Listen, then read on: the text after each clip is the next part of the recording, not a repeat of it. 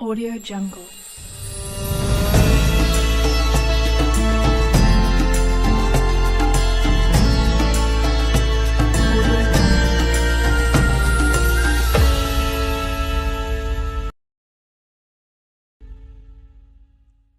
السلام علیکم ورحمۃ اللہ وبرکاتہ۔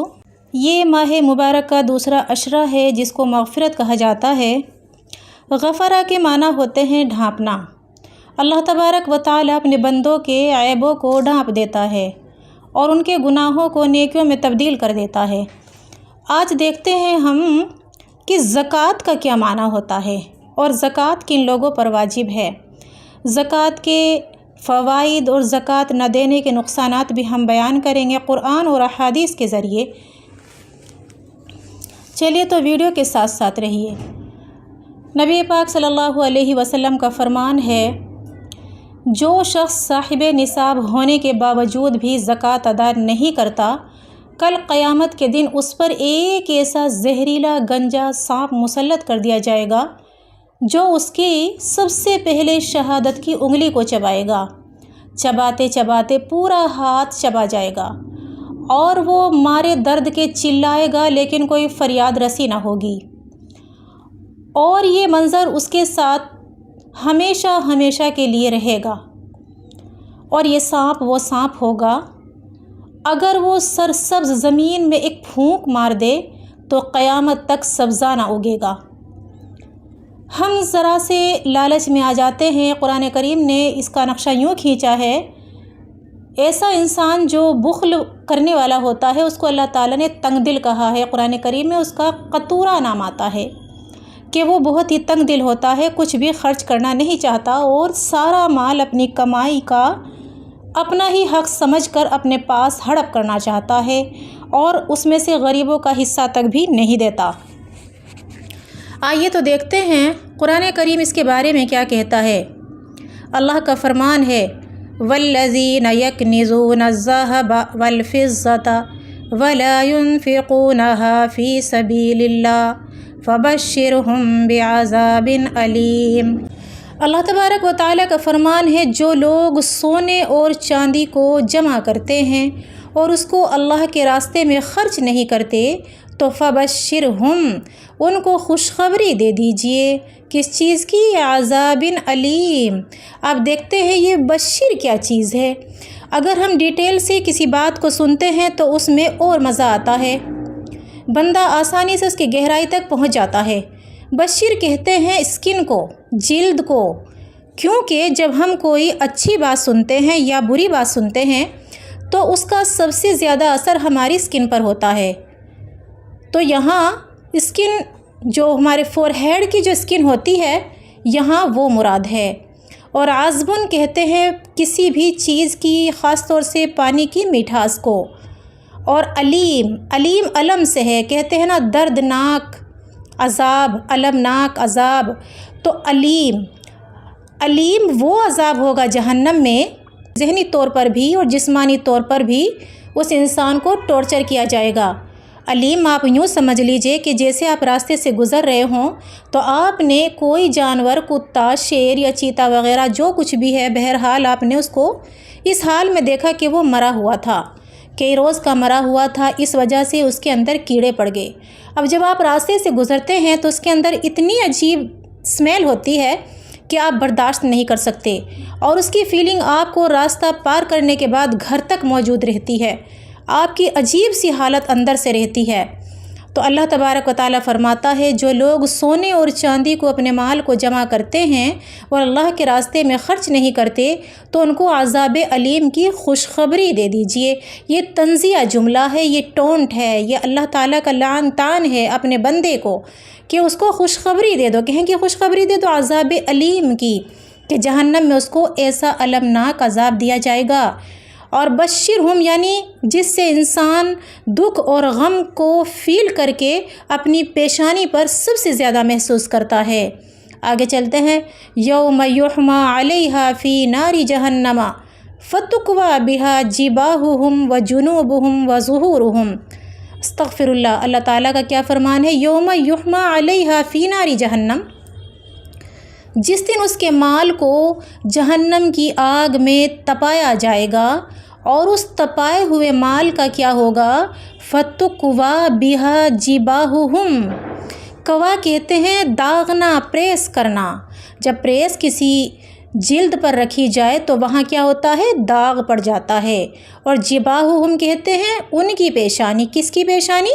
جو زکوٰۃ صاحب نصاب ہونے کے باوجود بھی ادا نہیں کرتے، تو ان کی پیشانی کو، ان کے مال کو جہنم میں تپا کر داغا جائے گا۔ سب سے پہلے یہاں کس چیز کو داغا جائے گا؟ پیشانی کو، فور ہیڈ کو۔ وجنوبہم نمبر 2، اور ان کے پہلو کو۔ کیوں؟ اس لیے کہ جب انسان کے پاس کوئی سائل سوال کرنے کے لیے آتا ہے تو اگر وہ اس کو دینا نہیں چاہتا تو سب سے پہلے اس کی پیشانی پر بل آتا ہے۔ تو سب سے پہلے یہاں پیشانی کا تذکرہ ہے کہ اس کی پیشانی کو داغا جائے گا۔ نمبر 2 پر کیا کرتا ہے؟ جب اس کو دینا نہیں چاہتا تو کہتا ہے جا بولتا رہے، اور پہلو تہی کرتا ہے، یعنی پیٹھ موڑتا ہے، اسے کروٹ دکھاتا ہے اور وہاں سے چلا جاتا ہے، یعنی اس کو اگنور کر دیتا ہے۔ اس کی وجہ سے نمبر 2 پر اللہ نے فرمایا وہ جنوبہم، اور اس کے پہلوؤں کو داغا جائے گا۔ وظہورہم، اور تیسرے نمبر پر سائل کی طرف کیا رہ جاتا ہے؟ تیسرے نمبر پر سائل کی طرف صرف اور صرف ہماری پیٹھ رہ جاتی ہے، جس کو وہ دیکھتا ہی رہتا ہے۔ تو اللہ تعالیٰ نے کیا فرمایا؟ اس پیٹھ کو بھی میں جہنم میں اس کے مال کو تپا کر داغ دوں گا۔ تو دیکھیے تینوں چیزیں انسان کی ڈیفیکٹڈ ہو گئی ہیں، داغدار ہو گئی ہیں، پیشانی بھی، پہلو بھی اور پیٹھ بھی۔ جن تینوں اعضاء سے اس نے اپنا ریئیکشن دنیا میں سائل کو دکھایا، انہی چیزوں کو اللہ تعالیٰ نے داغدار بنا دیا۔ آپ سوچے تو سے اگر ہمارے چہرے پر کوئی پھنسی، کوئی دانہ بھی نکل آئے تو ہمیں اتنی شرم فیل ہوتی ہے کہ ہم دوسرے کے سامنے جانے سے کتراتے ہیں۔ اللہ اکبر، استغفر اللہ۔ اس وقت کیا حال ہوگا جب ایسے لوگ جن پر زکوٰۃ واجب ہے اور وہ زکوٰۃ ادا نہیں کرتے، تو ان کا اللہ تبارک و تعالیٰ ان کو لوگوں کے سامنے اس حال میں لے کر آئے گا کہ ان کی پیشانی داغدار ہوگی، اور پیچھے دیکھنے والوں کے لیے پیٹھ ان کی داغدار ہوگی، اور دائیں بائیں دیکھنے والوں کے لیے اس کے دونوں پہلو داغدار ہوں گے۔ ھذا ما کنزتم لانفسکم، اور کہا جائے گا یہ ہے تمہارا وہ خزانہ جو تم نے جمع کیا تھا، فذوقوا، تو چکھو، ما کنتم تکنزون، کس کا مزہ چکھو؟ اس خزانے کا جو تم نے جمع کیا تھا۔ یہ اللہ تبارک و تعالی ہمیں وعید سنا رہا ہے۔ زکوٰۃ 52.5 تولہ چاندی اور 7.5 تولہ سونے پر زکوٰۃ واجب ہوتی ہے۔ جس انسان کے پاس سونا یا چاندی ملا کر نصاب کو یہ مال پہنچ جائے تو اس پر زکوٰۃ واجب ہے۔ اگر کسی کے پاس سونا یا چاندی نہیں ہے اور اس کے برابر اس کے پاس قیمت ہے یا کوئی مہنگی اور اشیاء ہے جو مال تجارت میں شامل ہے تو اس پر بھی زکوٰۃ واجب آئے گی۔ بہرحال اس کو زکوٰۃ دینا ہوگی۔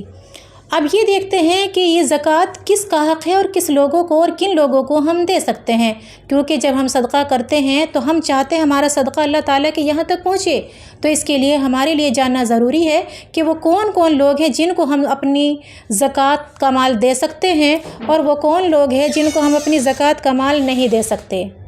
اللہ تبارک و تعالیٰ آگے ارشاد فرماتا ہے انما الصدقات للفقراء والمساکین والعاملین علیہا والمؤلفۃ قلوبہم وفی الرقاب والغارمین فی سبیل اللہ وابن السبیل فریضۃ من اللہ واللہ علیم حکیم۔ اللہ تبارک و تعالیٰ کیا فرماتا ہے؟ صدقہ صرف فقیروں کے لیے ہے۔ اس میں 8 مصارف حق بیان کیے گئے ہیں۔ نمبر 1 فقیر، اللہ تعالیٰ نے کیا فرمایا کہ صدقہ صرف فقیروں کے لیے ہے۔ نمبر 1 فقراء، نمبر 2 مساکین، نمبر 3 عاملین، نمبر 4 مؤلفۃ القلوب، نمبر 5 وفی الرقاب، نمبر 6 غارمین، نمبر 7 سبیل اللہ وابن سبیل اللہ، اور نمبر 8 وابن السبیل۔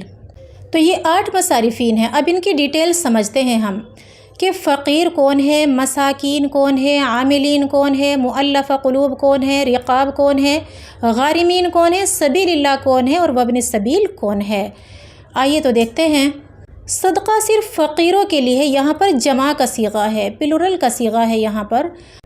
مطلب وہ فقیر وہ لوگ ہوتے ہیں جن کے پاس اتنا مال ہو، اتنا خرچہ ہو کہ وہ صرف ایک مرتبہ کھانا کھا سکتے ہیں ایک وقت کا، اور دوسرے وقت ان کے لیے کھانے پینے کے لیے کچھ بھی نہیں ہوتا، تو یہ فقیر ہیں، یہ زکوٰۃ کی کیٹیگری میں آتے ہیں، ان کو زکوٰۃ کا مال دیا جائے گا، بالکل جائز ہے۔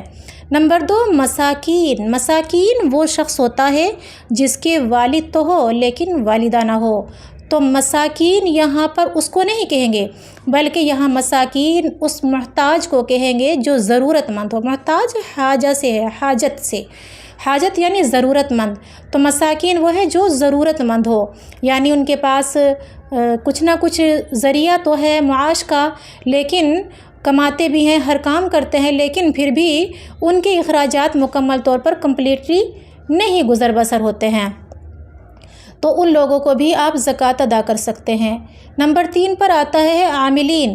عاملین کام کرنے والوں کو کہتے ہیں، یعنی جو زکوٰۃ کی وصولی کرتے ہیں، جیسے جن کو ہم سفیر کہتے ہیں، جو چندہ کرنے والے ہوتے ہیں، یہ مدرسے کے مدرس بھی ہو سکتے ہیں یا پھر یہ اونلی سفیر بھی ہو سکتے ہیں، تو ان کو بھی زکوٰۃ دی جائے گی۔ باقی یہ اپنی تنخواہ اسی سے بھی نکال سکتے ہیں، تو یہ بھی جائز ہے۔ باقی ان کا اپنا معاملہ ہے، یہ ذمہ دار سے کیا طے کرتے ہیں کیا نہیں کرتے ہیں، لیکن بہرحال ان کو زکوٰۃ کا مال لگ جاتا ہے۔ تو نمبر 1 پر کس کا حق ہے؟ فقیر کا۔ نمبر 2 پر مساکین کا۔ نمبر 3 پر عاملین کا۔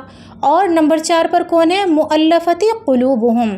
جو انسان نیا اسلام میں داخل ہوا ہو اس کو زکوٰۃ ادا کی جائے گی، اور اس کے دل کو اسلام کی الفت دلائی جائے گی، اس کے دل کو اسلام سے مانوس کیا جائے گا، کیونکہ اصول یہ ہے جو انسان اپنے اسلام سے مرتد ہو جاتا ہے اس کا حق اس کے والدین کے میراث میں سے آٹومیٹکلی کٹ جاتا ہے، تو اس لیے وہ تو تنہا بے پناہ رہ جاتا ہے، تو اس کے دل کو تالیف قلب دلانے کے لیے اس کو زکوٰۃ کا مال دیا جا سکتا ہے، تاکہ وہ اسلام سے مانوس ہوتا رہے اور اسلام سے مرتد نہ ہو، پھر سے دوبارہ اپنے دین میں پلٹ نہ جائے۔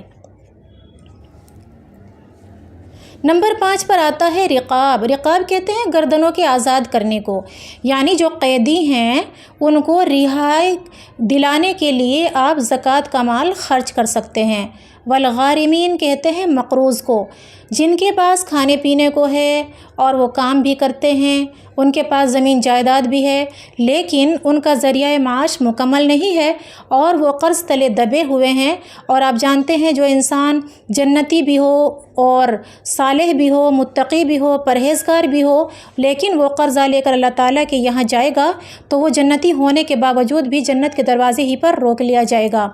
اس لیے مومن پر حق بنتا ہے، کیونکہ مومن کا بھائی ہوتا ہے، مومن کا آئینہ ہوتا ہے، اور قرآن کریم میں ایک جگہ آتا ہے کہ مومن کی مثال زیتون کے تیل سے جلا ہوا جو چراغ ہوتا ہے اس کی مانند ہے، کیونکہ چراغ کی روشنی چاروں طرف پھیلتی ہے، اسی لیے مومن چاروں طرف اپنی فلاح کو، اپنی اصلاح کو، اپنی صلہ رحمی کو پھیلاتا ہے، نہ کہ قطع رحمی یا جہالت کو۔ تو مقروض کا جو قرض ہے وہ زکوٰۃ کے پیسے سے آپ ادا کر سکتے ہیں۔ نمبر 7 پر آتا ہے سبیل اللہ کے راستے میں جو سائل وغیرہ آ جاتے ہیں وہ اللہ کے لیے اگر مانگ لیتے ہیں اور اگر وہ مستحقین میں سے ہیں تو آپ ان کو زکوٰۃ کا پیسہ دے سکتے ہیں۔ وابن السبیل، یہ 8واں شخص ہے، یہ وہ شخص ہے جس کے پاس کوٹھی ہے، بنگلہ ہے، زمین ہے، جائیداد ہے، دولت ہے، شہرت ہے، جاہ ہے، جلال ہے، حب ہے، لیکن پھر بھی اس کو زکوٰۃ ادا کی جا سکتی ہے۔ تو جانتے ہیں کہ یہ وہ کون سا شخص ہے؟ یہ وہ شخص ہے جب سفر کرنے کے لیے نکلے اور اس کا مال لٹیرے لوٹ لیں اور یہ تنہا بے پناہ رہ جائے تو اس کو اپنے گھر تک آنے کے لیے پیسے کی ضرورت ہوتی ہے، تو ایسے شخص کو زکوٰۃ کا پیسہ دے سکتے ہیں۔ اللہ نے آگے فرمایا فریضۃ من اللہ، یہ اللہ تبارک و تعالیٰ نے مقررہ حصے کیے ہیں، واللہ علیم حکیم، اور جو تم کرتے ہو اللہ تبارک و تعالیٰ اس کو جاننے والا ہے، حکیم ہے، حکمت سے، دانائی سے، سب اللہ تبارک و تعالیٰ اپنے بندوں کے حال احوال سے واقف ہے۔ اب دیکھتے ہیں وہ کون لوگ ہیں جن کو زکوٰۃ ادا نہیں کی جا سکتی۔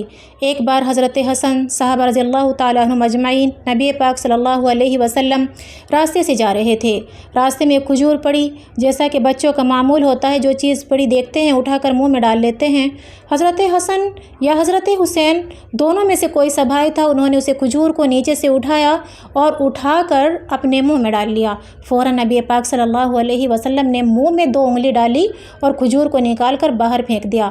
صحابہ رضی اللہ تعالیٰ عنہم اجمعین نے فرمایا، یا رسول اللہ، بچہ ہے، کھانے دینی تھی۔ آپ صلی اللہ علیہ وسلم نے فرمایا، یہ صدقہ ہے۔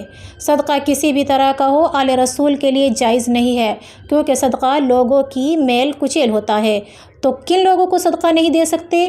جو نبی پاک صلی اللہ علیہ وسلم کے شجر مبارک سے ملتے ہیں، یعنی سید، ہاشمی اور آل عباس، ان تینوں کو صدقہ نہیں دے سکتے۔ یہ ضروری نہیں کہ آپ ان سے ڈائریکٹلی پوچھیں کہ آپ ان خاندان میں سے ہیں یا نہیں، یہ تو کسی اور سے بھی پتہ لگ سکتا ہے۔ کسی کی دل آزاری کرنے سے بچیے گا اور حکمت سے کام لیجیے گا۔ نمبر 2 پر دادا دادی، نانا نانی کو زکوٰۃ کا پیسہ نہیں دیا جا سکتا۔ ایسے ہی پوتا پوتی، نواسا نواسی کو بھی زکوٰۃ کا پیسہ نہیں دیا جا سکتا۔ ایسے ہی شوہر بیوی کو زکوٰۃ کا پیسہ نہیں دے سکتا۔ ہاں، بیوی شوہر کو زکوٰۃ کا پیسہ دے سکتی ہے۔ یہ وہ چیزیں ہیں جو احکام ہیں کہ ہم زکوٰۃ ادا کرتے ہیں اور پھر ہمارا دل ڈاواڈول رہتا ہے کہ نہ جانے ہماری زکوٰۃ ادا ہوئی ہے یا زکوٰۃ ادا نہیں ہوئی ہے۔ کچھ لوگ اس کے علاوہ بھی ہوتے ہیں جن کے پاس سونا یا چاندی، ہیرے جواہر تو نہیں ہوتا، لیکن ان کے پاس تجارت کے لیے مویشی ہوتے ہیں، گھوڑے ہوتے ہیں، یا پھر گائیں، بھینس یا پھر بکریاں، جن کا وہ کاروبار کرتے ہیں، تو ان پر بھی زکوٰۃ آتی ہے۔ حدیث میں آتا ہے، جس نے اپنے جانوروں کی زکوٰۃ ادا نہ کی، کل وہ زکوٰۃ نہ دینے والے کو اپنے پاؤں تلے روندے گا اور جانور دوڑ دوڑ کر اس انسان کا مسلح بنا دے گا۔ تیسرے نمبر پر جو چیز ہوتی ہے وہ چیز ہوتی ہے جیسے ہمارا مکان ہے، دکان ہے، لیکن یہ ہمارے اپنے گھر کی ہے، اپنے گھر کا ہم اس میں خرچ ادا کرتے ہیں، تو اس پر زکوٰۃ واجب نہیں ہے۔ لیکن ہمارے پاس گھر کے علاوہ باقی اور گھر ہیں جو ہم نے رینٹ پر چڑھائے ہوئے ہیں، دکانیں ہیں یا ہماری زمین ہے جو ہم نے رینٹ پر اور اگائی پر دی ہوئی بھی ہوتی ہے، اس سے جو قیمت آتی ہے اور اس پر ہولانِ ہول یعنی 1 سال گزرنے کے بعد جو قیمت بنتی ہے، اگر وہ نصاب کو پہنچ جائے تو اس پر زکوٰۃ واجب ہوگی۔ امید کرتی ہوں اچھے سے آپ کو سمجھ آ گیا ہوگا۔ ویڈیو اچھی لگنے پر لائک، شیئر اینڈ سبسکرائب کرنا مت بھولیے گا۔ آخر میں دعا ہے، اللہ تبارک و تعالی ہمیں شریعت کا پابند بنائے، نبی پاک صلی اللہ علیہ وسلم اور اللہ کے اصولوں پر چلنے والا بنائے۔ وآخر دعوانا الحمد للہ رب العالمین۔